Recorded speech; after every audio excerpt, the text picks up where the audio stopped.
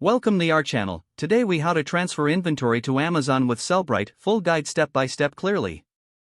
Open Sellbrite and log in to your account. Go to the Inventory tab located in the main navigation menu. Click on Transfer Inventory to start the process. Select the Amazon Marketplace you want to transfer your inventory to.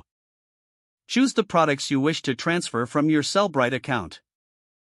Utilize the search bar or navigate through your inventory to find specific items. Check the box next to each product you want to include in the transfer.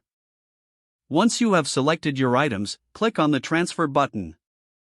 Review the transfer summary that appears on the screen. Confirm the quantities for each item in the transfer. Choose the appropriate location or fulfillment center for your inventory. If needed, adjust any product details like condition or labels in this step. Proceed to click on the Continue button to move forward. Next, you will see a shipping options screen for your transfer. Select your preferred shipping method for the transfer. Enter the shipment details including dimensions and weight as requested. After filling in the shipping information, click on Continue to advance. Review all aspects of the transfer one last time for accuracy. When satisfied, confirm by clicking on the Submit button to finalize the transfer. Monitor the progress of your transfer in the dashboard under Transfers.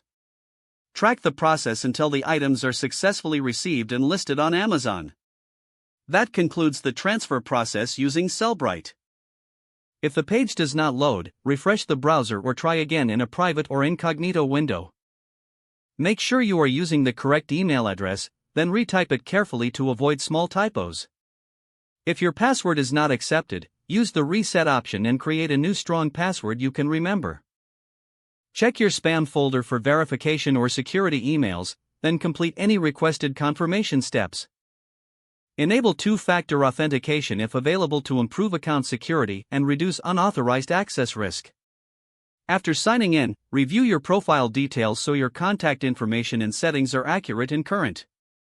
If you see an error message, note it down and try again after restarting your device and internet connection. Don't forget to like this video and subscribe to our channel for more step-by-step tech guides.